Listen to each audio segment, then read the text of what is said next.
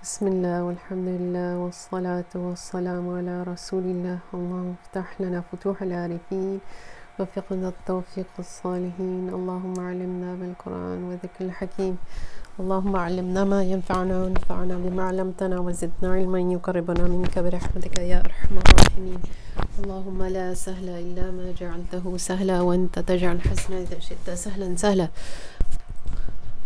إذا شئت سهلا. اللهم أعذنا من شرور أنفسنا ومن سيئات أعمالنا. أصلح لنا شأننا كله. لا إله إلا أنت أستغفرك وأتوب إليك. صلى الله وسلم وبارك على سيدنا محمد وآله وصحبه وسلم تسليما.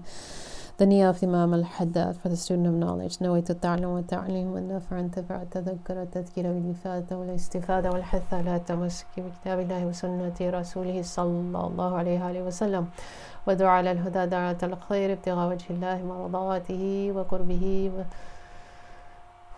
وثوابه سبحانه وتعالى وصلى الله على سيدنا. Okay, so this is part 2. I'm continuing with the witnesses. It is obligatory for the 2 witnesses, and we went over some of that, but not the guardian to be upright. We went over again, an upright person, or adl in Arabic, is the one who does not commit major sins at all and is not persistent with minor sins.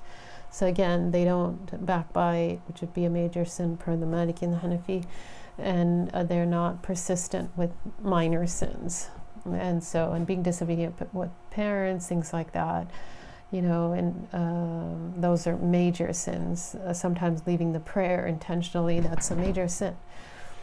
In addition, she's not someone who would engage in undignified matters such that she's looked down upon in disdain. So most people wouldn't be considered upright in this day and age. Allah guide us and make it easy for us to be upright and forgive our sins and make us from those people whom Allah turns our good wrong actions into good actions, as mentioned in the Quran actually.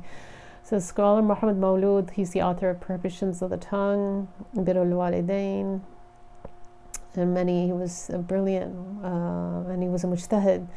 But generally he takes, from my understanding, he's just quoting opinions from earlier scholars. I'm not sure at what level of ijtihad he was at. So the definition of what is considered upright is in accordance with the age and place. So in this age and currently there's not that many upright people that fit this original definition. But so it's relative, right? So you have to take that into consideration. So you just have to keep it real and say, okay, well, if I don't marry, I'm just going to be severely depressed, or I'm just going to end up watching a lot of TV, watching a lot of stuff. Even if it's permissible, just wasting time is makruh, right? So a lot of people, or sometimes people get into stuff that, and they haven't done they haven't studied Fard Ayn knowledge, and then they're just wasting their time. It gets lonely, so they end up watching a lot of stuff on the internet, which a lot of it, because of what people are wearing, is not permitted to watch. Even some of these sports, majority of what these people are wearing is not permitted. Sometimes even for the same gender to look at the other gender, just the clothes they're wearing.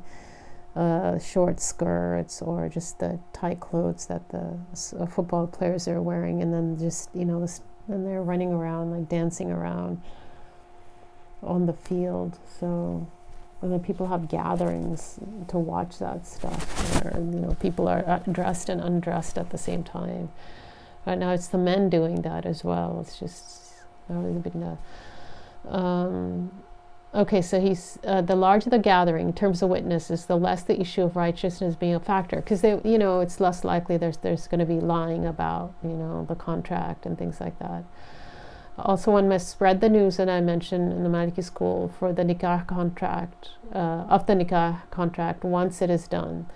And again, this was the practice of some of the Sahaba, and this is what I was taught.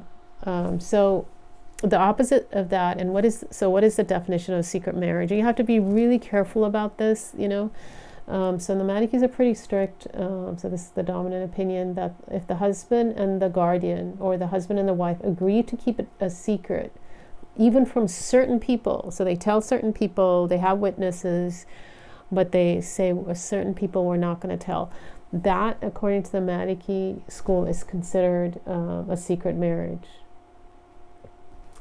The contract is nullified before and after consummation. So the Malikis are strict about this, unless a long time has passed.